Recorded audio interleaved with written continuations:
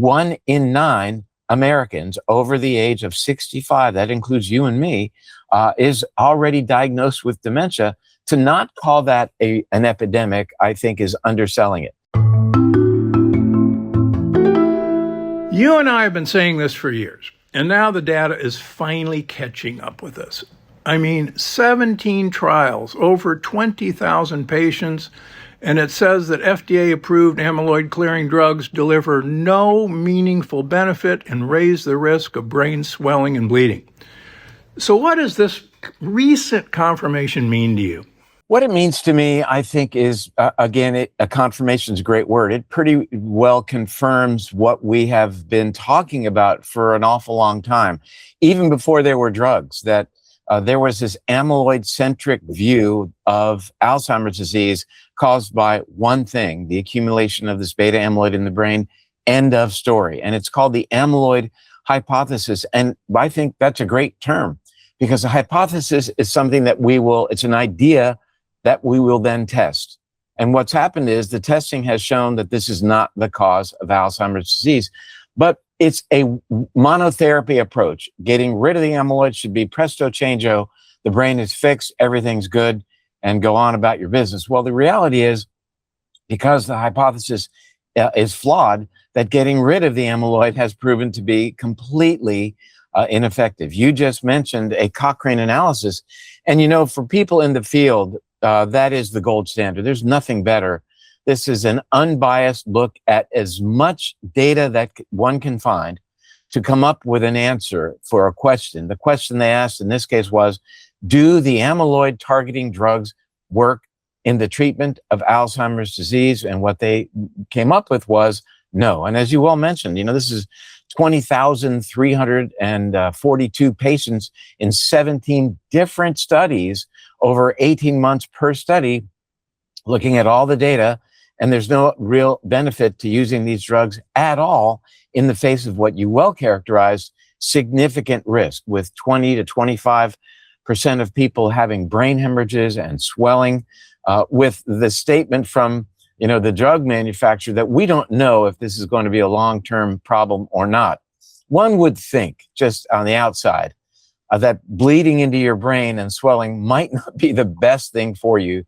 Nonetheless, the whole scenario under which these drugs came under FDA evaluation and then subsequent approval, if we had time, and maybe we will, we can talk about how that process occurred, because it's worrisome how that even happened. But that said, we have to ask ourselves, what is upstream of the amyloid accumulation that's really at play here?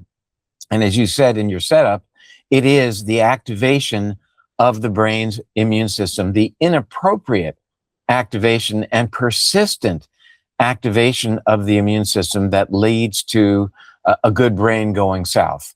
And I think that what is so empowering for our time together today is that we can control that. That so much, Dr. Gundry, of what you've been talking about for so many years is at play here, meaning the metabolic issues that really beleaguer the human body are what is targeting these brain immune cells called microglia to turn their backs on us and to shift to a form that is threatening. It's the same process that's underlying coronary artery disease, generally heart disease, immune dysfunction throughout the human body.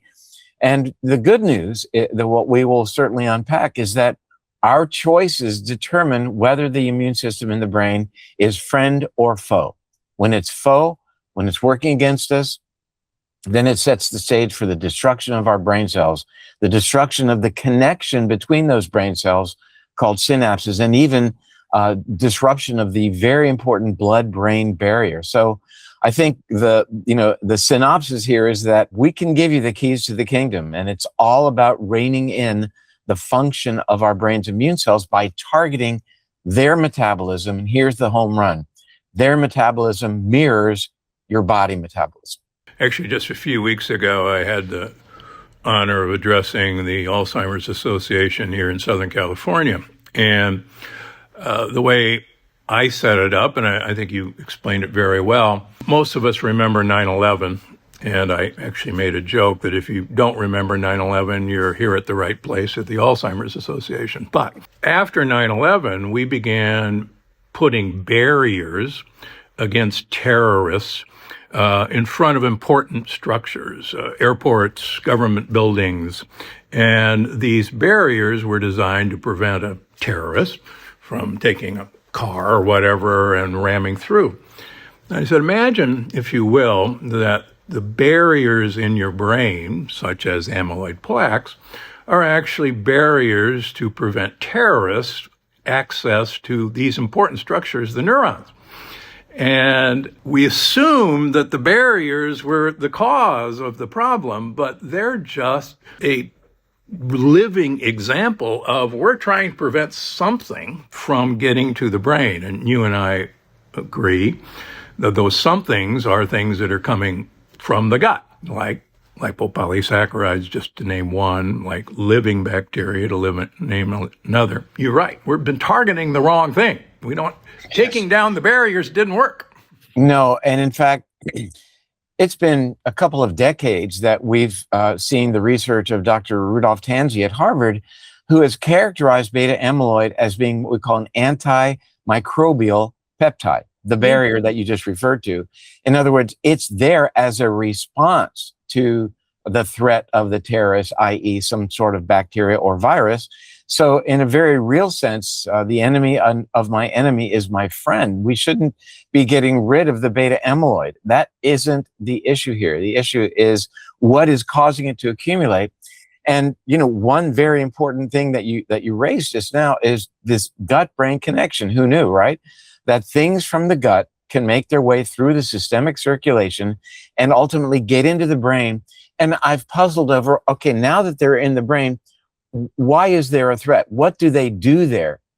And it turns out that there are receptors on these microglial cells that sense these products, the lipopolysaccharide that you mentioned, the LPS, or even inflammatory cytokines or particles of viruses or bacteria that then shifts them from being supportive and nurturing and allowing us to grow new brain cells to what I call in the book the evil twin. The evil twin destroys our synapses, creates an environment that is less favorable for the neurons, and destabilizes the blood-brain barrier. And this sets the stage for really the brain to ultimately decline.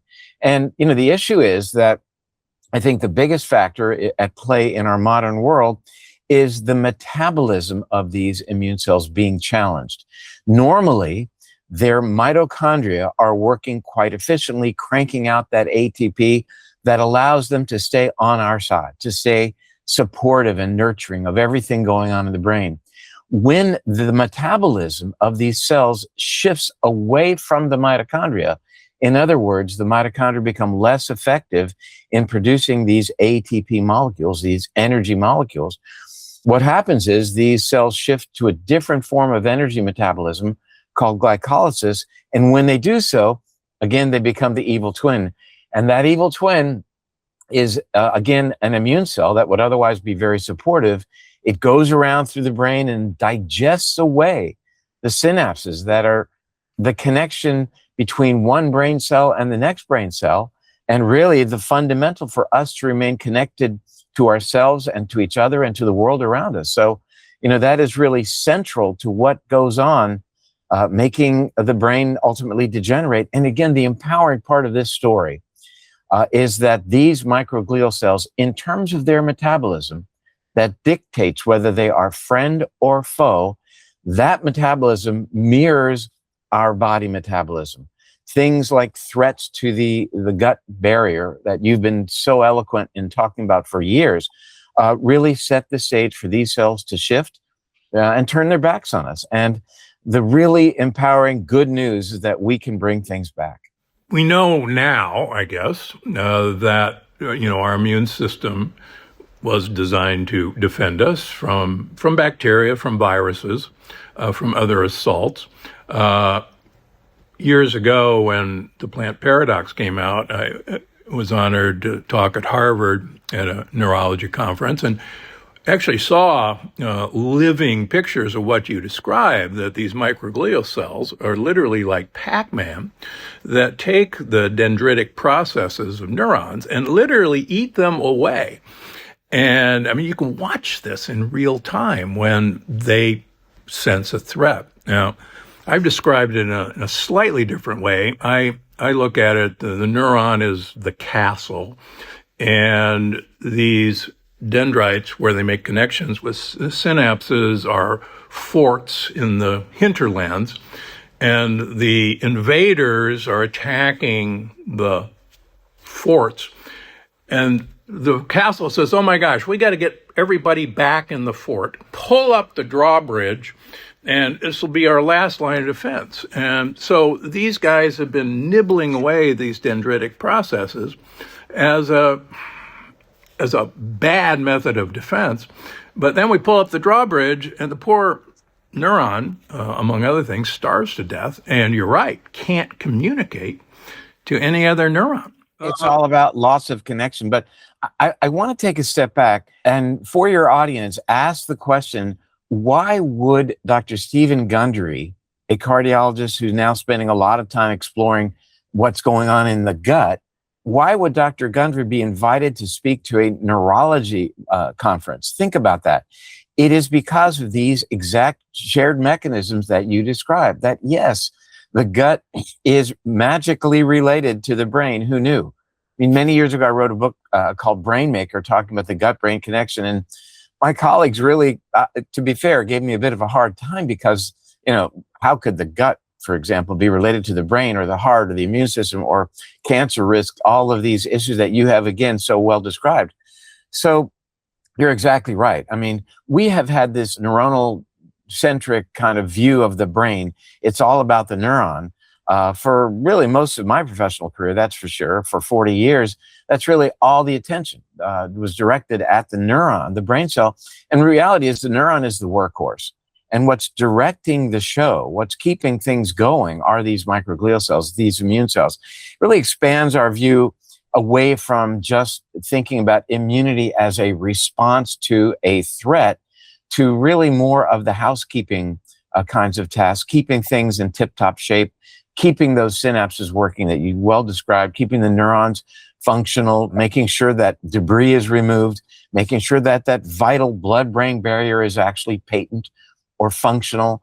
Because when any link in this chain gets weakened, then basically all hell breaks loose. And, the numbers that you quoted at the beginning of our time together today are staggering.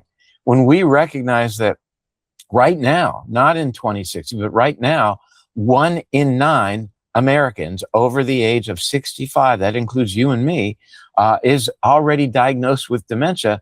To not call that an epidemic, I think, is underselling it. It is an epidemic. And what is so incredibly valuable is for your viewers to get their arms around the fact that everything Dr. Gundry's been telling them for years of watching this podcast and writing your books is spot on as it relates to the brain. That we've got to keep our blood sugar in check. We've got to keep our waistlines in check. We've got to keep blood pressure in check. We've got to exercise, get a good night's sleep, and socialize with other people. These are the simple keys to the kingdom. There is no magic drug. And I will tell you, if there were some miraculous drug, I would have prescribed it.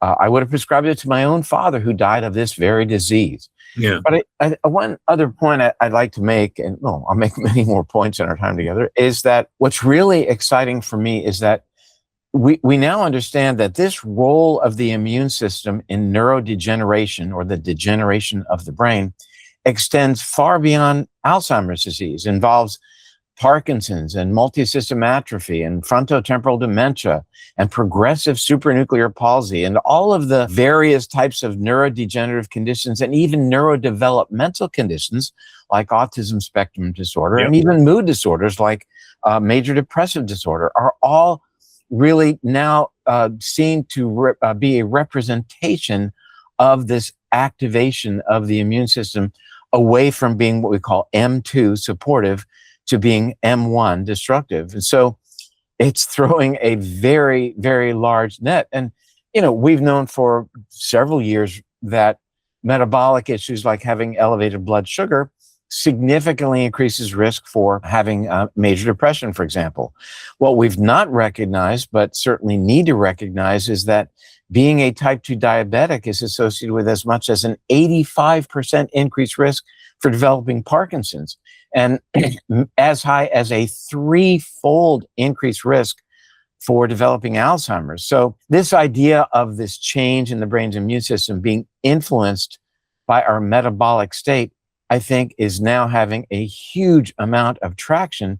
And we're already seeing interventional trials whereby the metabolism is targeted even in existing Alzheimer's patients, with really amazing outcomes in terms of improvement, not just slowing their rate of decline, but stabilization and even improvement. One study came from, actually, I mentioned his name already, Dr. Rudolph Tanzi, working with Dr. Dean Ornish, a cardiologist, published at Harvard, where they took a group of 51 individuals who were diagnosed with Alzheimer's disease and put them on a lifestyle modification program, changing their diets, getting them to exercise, managing stress.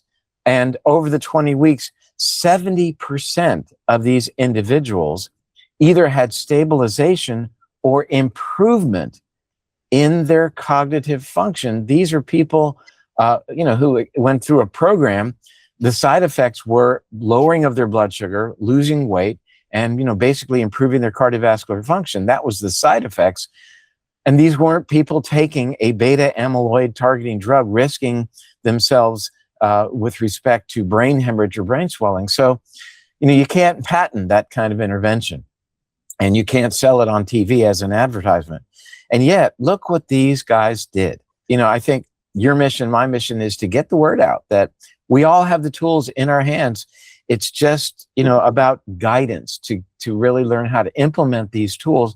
That's why I wrote this book, is to really let people understand that there is no magic bullet out there. Again, I wish there were. When it becomes available, you and I will both talk about it. We've dedicated ourselves to expanding the number of tools in the toolbox, looking at risk-benefit ratio. And, that's the mission here. Empowerment through knowledge is what we do. Well, you mentioned this throughout the book, but you and I are just slow learners. I mean, Hippocrates, the father of medicine, 2,500 years ago, said all diseases begin in the gut. And I guess I'm a slow learner. He was right. And then we now have the tools to show why he was right. And you spend a lot of time in the book talking about those tools and using those tools to modify without drugs, with really fairly simple steps that you can have a tremendous impact. Our good friend Dale Bredesen has just published a paper looking at very much the same thing, lifestyle intervention. He makes a point, which you do in the book as well, that besides diet and exercise, we're in a toxic environment. Whether it's pesticides, herbicides, whether it's microplastics, whether it's noise. And that was actually a good point in your book, that noise in itself is traumatic to the brain. So what do you do to improve things step by step, simple steps that you can take to stop this process, or at least, well, I think you can reverse it as you think, but at least stop it? I think step number one, and it supersedes everything else one might do, is to reframe your thinking on exactly what we are talking about, to the extent that you begin to embrace the idea that you can make these changes and that they're going to be valuable. Because if you don't do that, then nothing else matters, because you won't do anything else. We can talk about why sleep is important, why reining in metabolism through dietary approaches and exercise, and I might add sleep again, are very, very important. But again, step one is you got to get your arms around the fact that you are empowered here and the ball is in your court. Because until that happens, we are living our lives at the mercy of hoping that something is developed. And as the film director James Cameron once famously said, hope is not a strategy. We can hope that there's a miracle drug, and I hope that too, because that's going to help a lot of people who are really not able to, I think, embrace the idea of lifestyle change, and it offers up yet another tool. And let's be clear, in the new book, I discuss where drugs may play a role. We talk about GLP-1 agonist drugs. Yeah. I'm not saying that's what we should be doing for one and all right now, but I am certainly open to drugs that are incredibly effective in terms of changing metabolism. And that's really the ballpark in which we find ourselves, that there may be some studies that demonstrate effectiveness. The first real interventional trial using drugs, GLP-1 drugs, orally, semaglutide, to target Alzheimer's really did not reach the endpoints that they wanted, although, interestingly, C-reactive protein, a marker of inflammation, in the intervention group was reduced by some 30%. There's some noise there in the background. I think we have to pay attention to it. But that said, we have seen incredible results with injectable GLP-1 agonist drugs in the treatment of Parkinson's disease. One study in the New England Journal of Medicine actually showed that in the group receiving a GLP-1 agonist drug versus placebo, the placebo group over the period of the study declined, as one would expect, over the couple of years, whereas the interventional group actually stabilized or slightly improved. We've never seen that in Parkinson's. That's treating the fire, not just the smoke. And this is a little tangential, but let me say that in Parkinson's, it's reasonable to treat the smoke, the tremor, the rigidity, gives people some functionality, but underneath all that, they continue to decline. So this idea of treating the underlying disease is new, and that is certainly not what's happening as we target beta amyloid in Alzheimer's. So the keys to the kingdom, again, are reining in our metabolism. That's where sleep and exercise and diet are so fundamentally important. The simplistics of the diet, we could do a deep dive, but all I really want is people to be on whatever diet for them keeps their blood sugar intact, keeps their blood sugar from spiking over 40 if you're using a continuous glucose monitor, keeps the fasting insulin low, the A1C low, not just below the level of diabetes, but low to the extent of 5.3, maybe 5.4. That's not in the normal range. That's in the ideal range as per our conversation. That's one of the most important things about diet. There are so many diets out there, one name or another.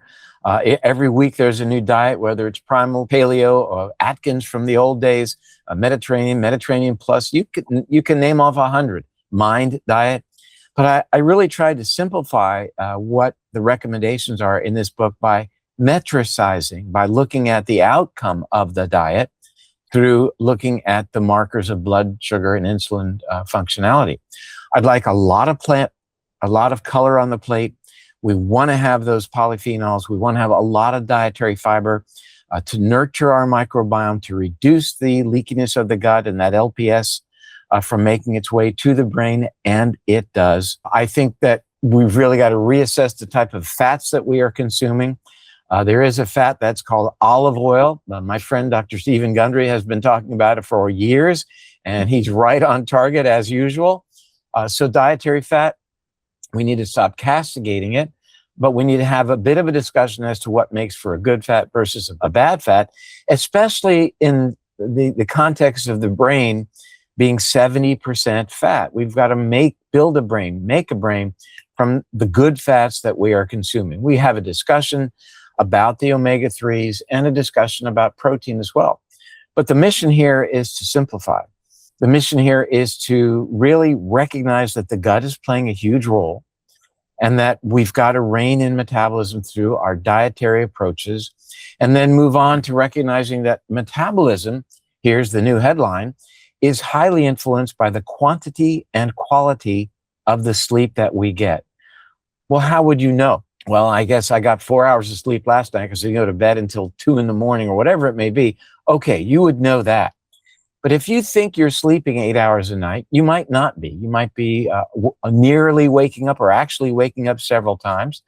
And beyond that, we've got to understand the quality of sleep. Are you getting enough deep sleep, for example, to activate the brain's cleanup system called the glymphatic system, which we've just learned is also activated by movement during the day. But we've got to understand this. And, it was only just a few years ago when the only way we would know that was by undergoing a sleep study in a laboratory with a bunch of wires connected to your skull and an EKG monitor and a pulse oximeter and somebody watching with a camera all night. And then they tell you, go to sleep. Yeah, and go to sleep, but that we're watching every move. I actually underwent one because I was telling everybody back in the day, you should get one because we need to understand your sleep. So I underwent one. And before I went to sleep, the technician who was watching me was telling me this horrendous story. I don't want to go through it, but it was very destabilizing for my sleep. Plus, you're in a lab. But anyway, these days you can wear your Apple Watch, your Whoop, your Oura Ring, whatever it may be, and really get wonderful metrics as it relates to not only the quantity of your sleep, but I think as important, the quality. How much REM are you getting? What was your latency? What is your heart rate variability during sleep, which is an indication of the activity of your parasympathetic nervous system, the rest and digest part of your nervous system. When you're always in sympathetic overload, it increases your cortisol production. That does what? It damages and threatens your microbiome, leads to increased gut permeability, and that is bad for your body. And yes, the brain is part of your body, and your microglial cells, getting back to our original topic, can sense that. And when they sense that, they shift from becoming supportive to being destructive. So, those are the fundamentals. And I will say that I wanted to pave the way for the idea that there's some really cool things coming down the pike that aren't really readily available yet, but science is really taking a leap forward in this idea that the brain's immune system holds the keys to the kingdom, and B, that, we're going to remain open to that. And I presented some really forward-thinking ideas in the book, based upon what some really cool guys and girls are doing research-wise that I think in the short term are going to be available soon, some of which is even available right now. Things as seemingly out there as flashing a light in your eyes at 40 hertz. I mean, at first blush, you're thinking, what are Gundry and Perlmutter smoking now? Flashing a light, how could that be good for your brain? Well, it turns out that Dr. Li Wei Tsai at the Massachusetts Institute of Technology, that's MIT, has done incredible research showing that light at that specific frequency, first in rodents, and now in humans with Alzheimer's disease, is dramatic in terms of its effects on the brain's immune system. Why it happens, I don't know. I mean, what Dr.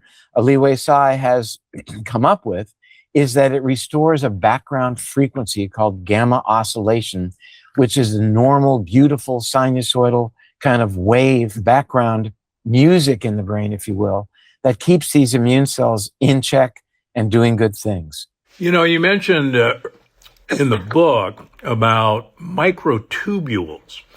And I bring it up because you have a whole chapter on exciting new advances like flashing lights.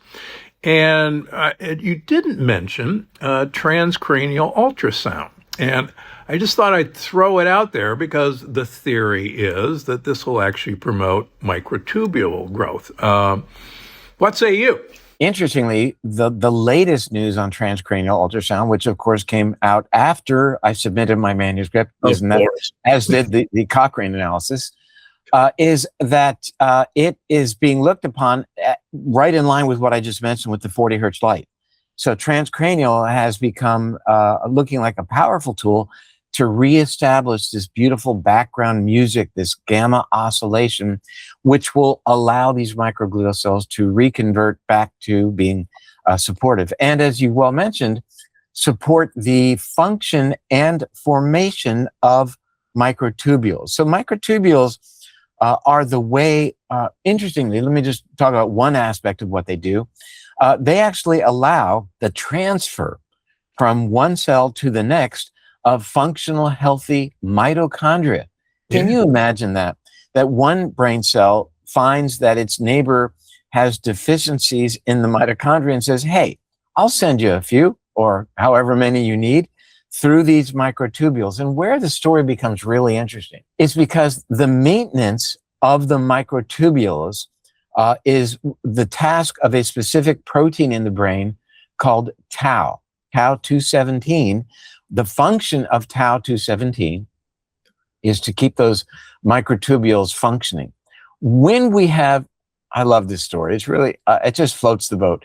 When we have metabolic issues like elevated blood sugar, insulin resistance, or inflammation in the body, what happens is that this tau protein becomes phosphorylated.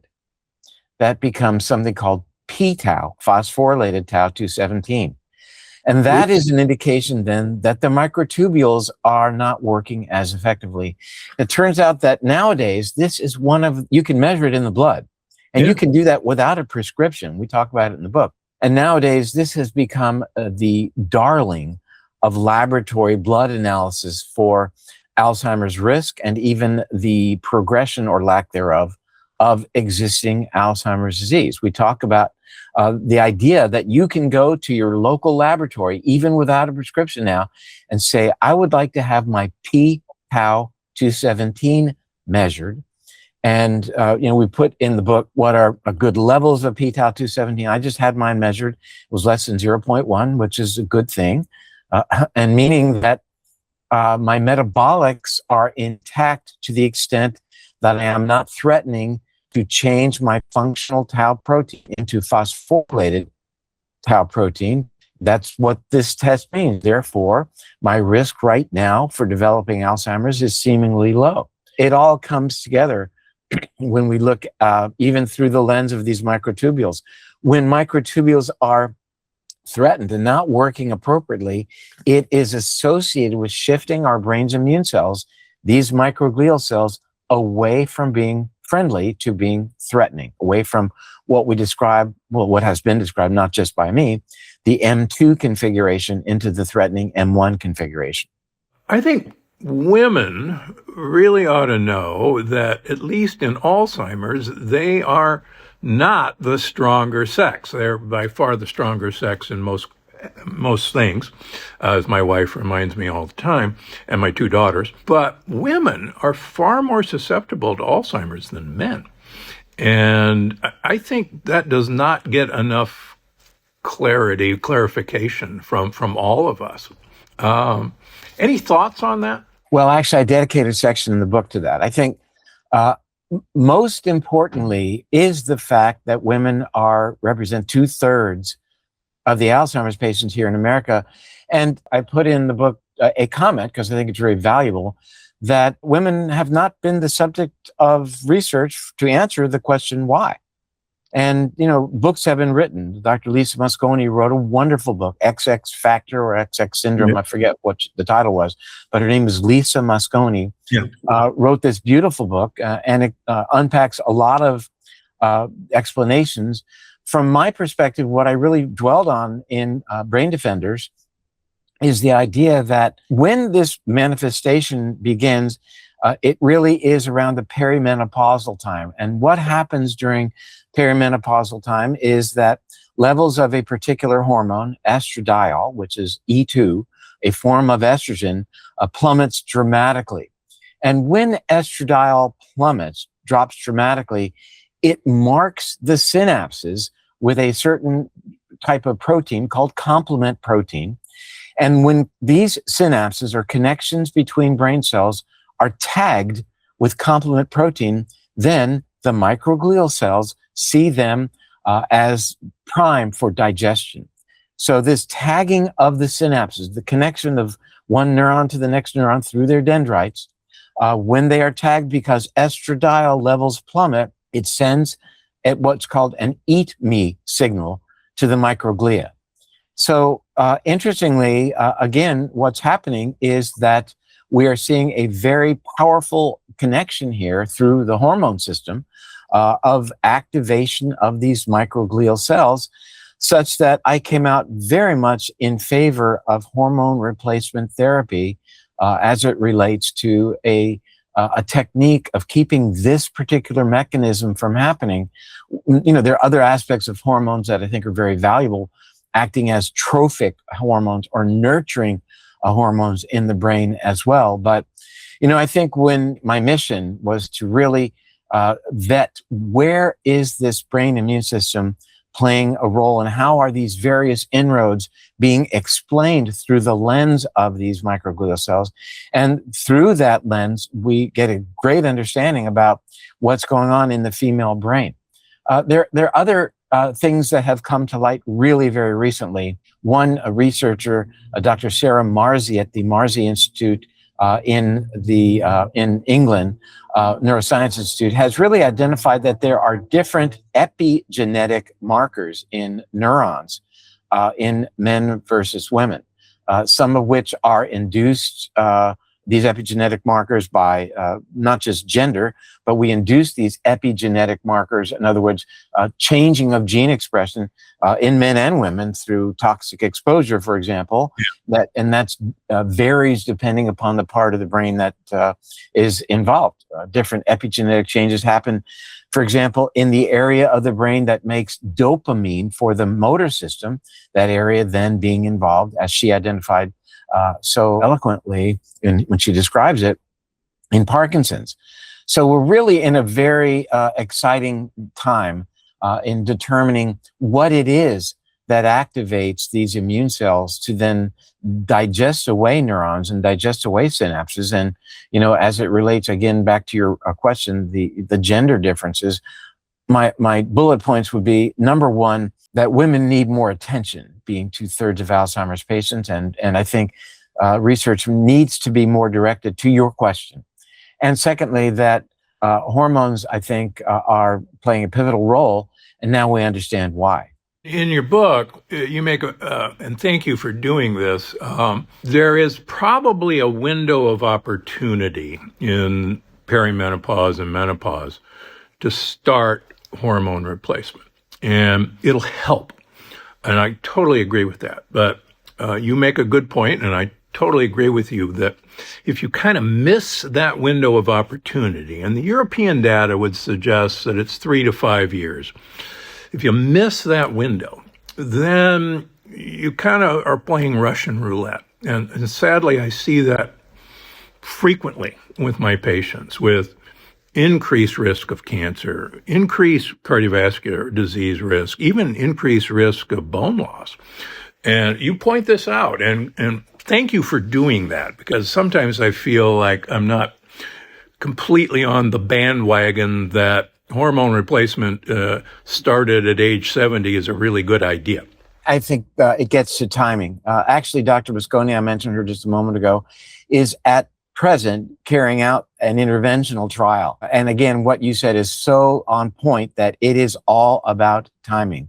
So I had a thought this morning. I was thinking, we had dinner with a couple last night, and people that we've been friends with for many, many years. And one of the individuals has developed Alzheimer's. And, ultimately, the tragic part was that she's aware of the fact that her mother ended up with the same situation, ended up in a memory care clinic or a center. And I thought, what a strange thing to call it, a memory care center, because what I'm doing right now is memory care is really before there's an issue, preventive care. That's what memory care should be all about. And that is to say, getting back to our current point, I mentioned in the book, and no, I didn't hold back. I said, so are you, to make it very clear where I stand on hormone replacement therapy, I am in favor I think the whole idea of the breast cancer risk, et cetera, you and I both know that data was really very flawed and really derailed the medicine and healthcare away from the notion of hormone replacement being, having some possible positive aspects, which I believe it does. So, the idea of getting back to that memory care, I want memory care to start in our 40s and 50s when we have a memory and we want to care for that memory, because that is when the seeds of our metabolic mayhem begin, in our 40s and 50s, when the seeds for Alzheimer's are planted, not when we are becoming forgetful. So it's very heartening for me to see that there is now a journal of prevention of Alzheimer's. That is, it's breathtaking that there's a journal, a peer-reviewed journal dedicated to the idea of preventing Alzheimer's disease, which is, a fundamental shift in just the whole approach of medicine and healthcare here in America, certainly. Call it like it is. It's not healthcare, it's illness care. We don't do anything for people until they are ill. In my world, it's until they develop a neurodegenerative condition.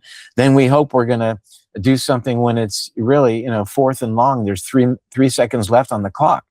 No, I think the time, as John Kennedy said in his inaugural address, the time to fix the roof is when the sun is shining. Yeah. And that's my message. And, I'll keep repeating this message until it takes hold. You kind of finish up with this. We talk about all this doom and gloom, but there is, honest hope. And you lay it out. And does it take some work? Yes. It does. And is it worth it? You bet. Yeah. As I tell my patients, you're probably going to hate me for about 6 weeks, and you're probably going to start liking me after that. I think it's the same message here. You got to work at this. But the alternative is, as you and I know, is disastrous. Call it like it is. Our options, once it's happened, once that diagnosis is made, are slim and none. I mean, I as you would have expected, put a section in the book dedicated to our friend, Dr. Dale Bredesen. Because as you well know, he is developing an interventional approach that is showing success in some patients by targeting these triggers that force our microglial cells away from being friend to being foe. It's a fundamental of this book. It's a fundamental, I think, of where the science is going now, which is very heartening. I mean, we're seeing researchers do microglial transplants into the brains of humans, not just laboratory animals, doing mitochondrial transplants into humans, not just rodents. So this is very, very exciting. It's a very exciting time when now we focus on this idea that this is, really where the money is. And, for me, the fact that this book is coming out now and is already going to be published in 16 countries around the world, at the same time it's published here in America. Normally, as you know, you get your French version and your Spanish version, a year later when they say, it did pretty well in America. Right. This is getting out early across the world, and I couldn't be happier because this is so important, not just for the general public to appreciate, but also I think to validate the researchers that are doing this work around the world that, you guys are on the right track. And it's all about the simple stuff. It's all about eating right, getting exercise, socializing. I mean, the Blue Zones told us a few important levers to pull.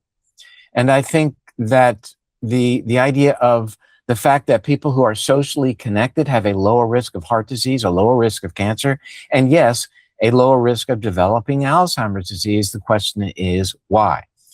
Well, interestingly, we can deconstruct and say, socialization is associated with better metabolic health. We know that. Lower levels of inflammatory cytokines in the blood. That's been demonstrated as well. Better insulin functionality.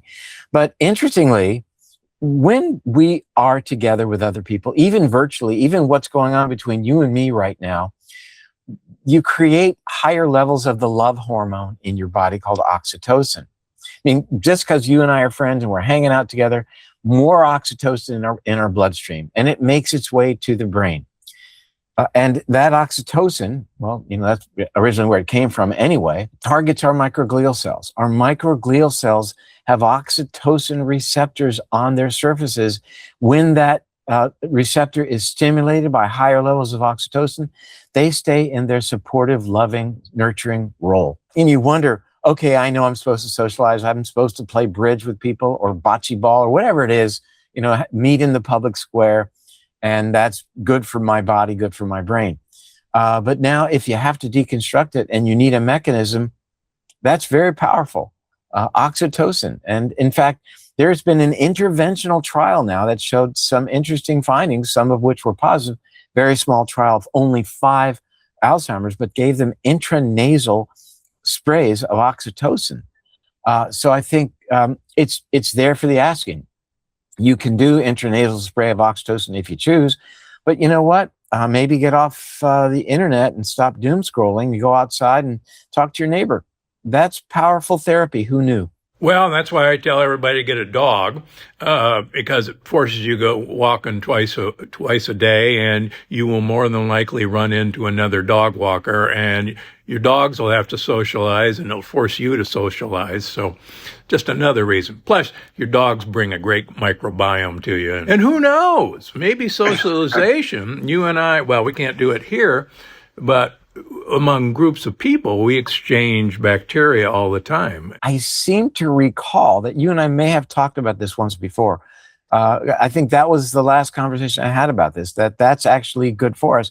Certainly having pets, it helps stabilize immune function and resets immune function.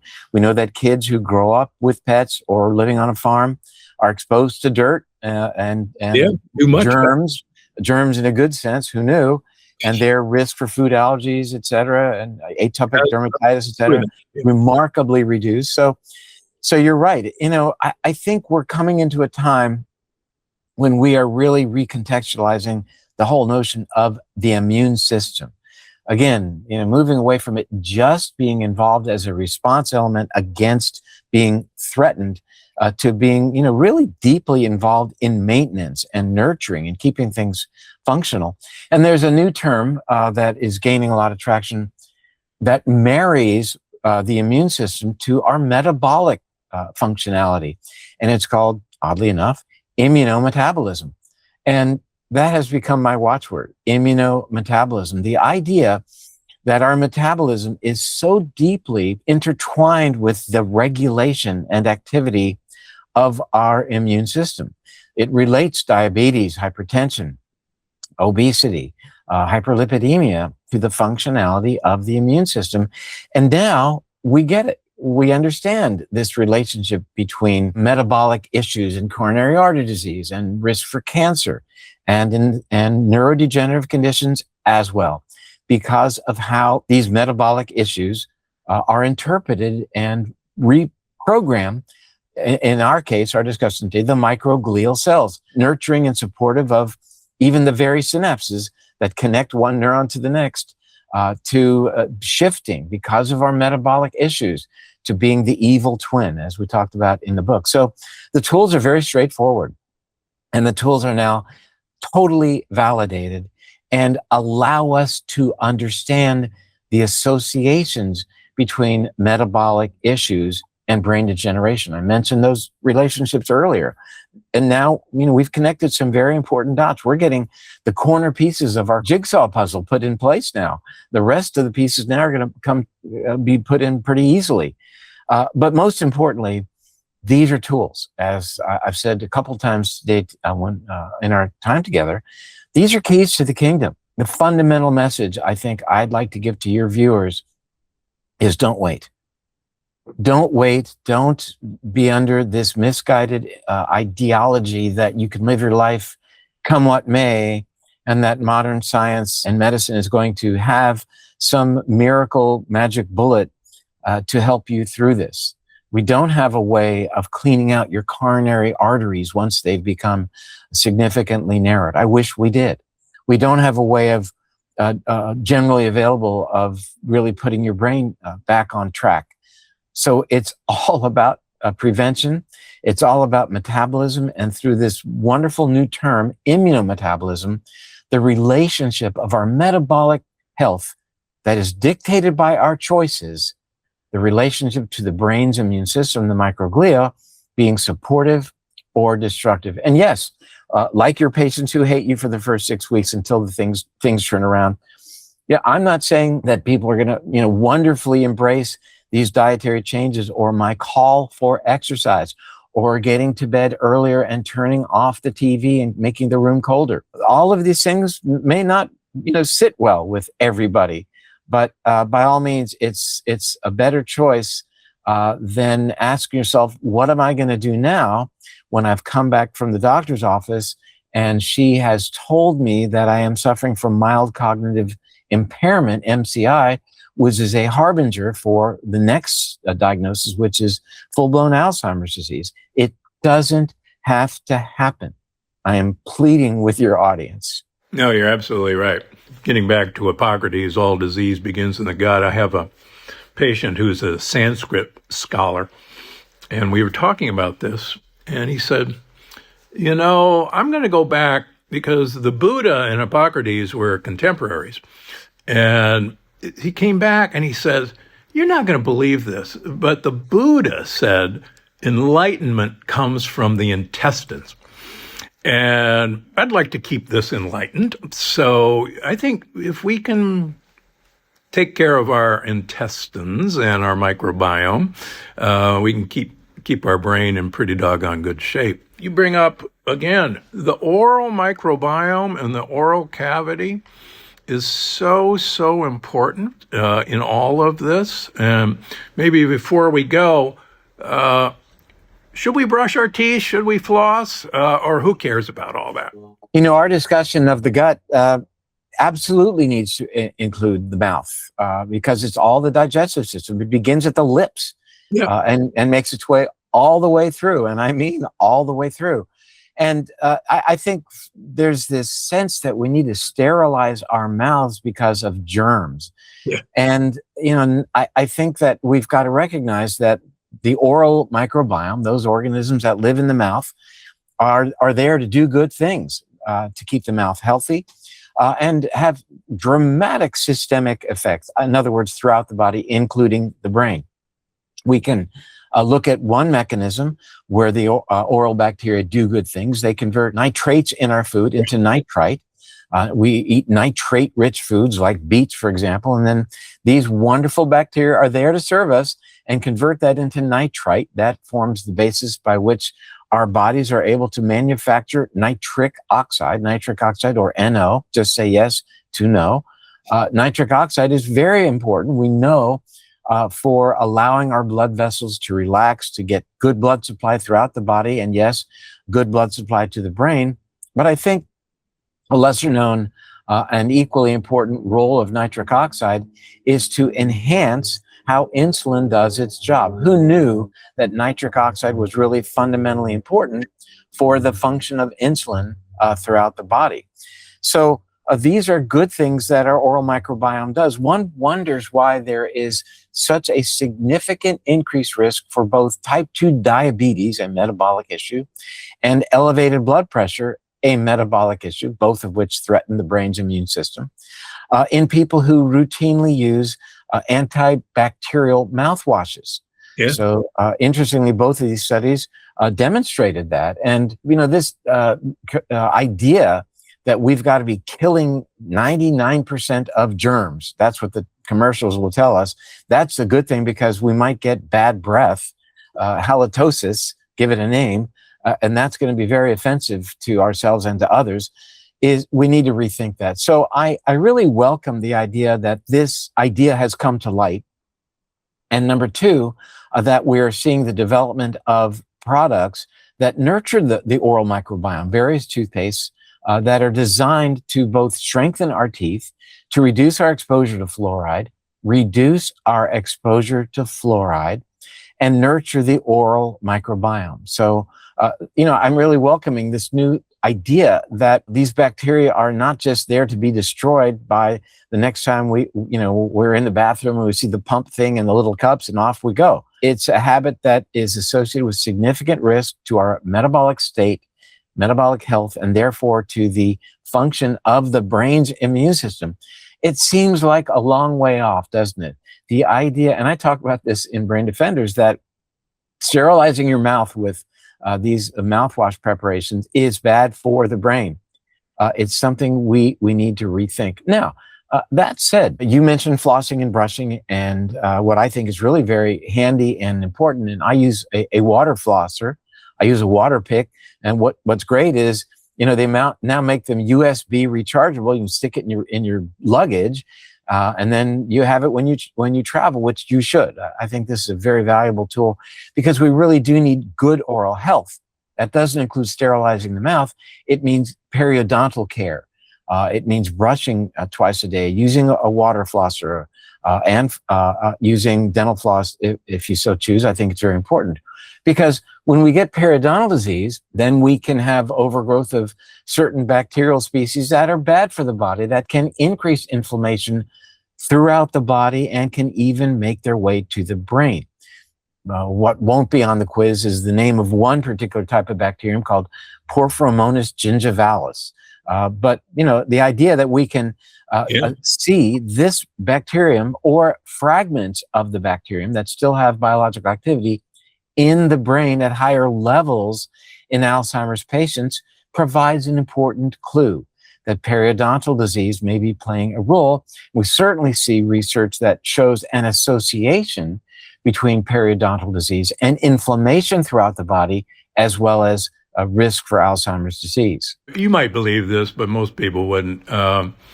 21 years ago, I gave a paper at the American Heart Association. I made people floss every other day and looked at their HSCRP, highly sensitive CRP, a good marker of generalized inflammation.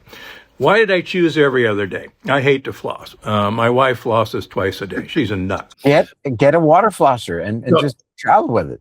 But it turns out that if I could get people to floss every other day, their CRPs dropped dramatically. And the more they flossed, the lower it went. And that was literally 25 years ago. I can only imagine how your colleagues must have responded to that presentation. I mean, I know what it's like. I have been there giving these talks, about the things that you and I know are important. And afterwards, people just nodding their heads. And I didn't say back then, just wait. But I knew that the research was going to ultimately make their way to their journals. And it has, as you've seen in cardiology journals and certainly neurology journals. And it's really quite breathtaking that even in the most well-respected mainstream neurology journals, we're seeing, indications of metabolism, its effect on the brain, even diet. Even in JAMA, there was a study last year called the Pointer Study. And the Pointer Study looked at 20,111 individuals and followed them for 12.7 years. And it was an interventional trial. What they did with these folks was they had two groups, and they followed these individuals. And actually, it was followed them for 2 years, my mistake. But again, 20,000 people. They had two groups. One group was given a dietary intervention, lifestyle intervention in terms of physical activity and stress alleviation, et cetera, and met over the 2-year period, not 12.7, either virtually or real-time counselors to guide them through. That was one half of the group. And these are people in their late 60s with metabolic issues already, insulin resistance, et cetera, overweight, so at great risk, right? In whom you would expect cognitive decline over a 2-year period. The other group got the same information, but had only, I think, 3 interventions or meetings with people over each year for 2 years. So a total of 6 versus, I think, 34 or 36 interventions. So what did they find? The group that had the very vigorous counseling to work through diet and lifestyle, et cetera, they didn't stabilize their cognitive decline. They actually improved. They improved their cognitive function during the end of the 2-year trial. But what about the group that just basically got the information, a little pat on the back a couple of times a year? What happened to them? They dramatically improved as well. That's the part of the Pointer study that doesn't really get as much attention. But the point is, these people were just basically given information, and their cognitive function should have declined, but it improved. It shows that these are very powerful inroads to better brain health, better brain function, number one. And number two, it says that you, Dr. Stephen Gundry, are on track doing the right thing, even though it was 25 years ago and your colleagues were nodding their heads for you saying floss every other day. So it validates this idea that we've been putting forth for decades that, guess what? Hippocrates was onto something. Buddha was onto something. that lifestyle choices are hugely important as relates to your general health and as relates to your brain health. And again, we are the architects of our brain's destiny.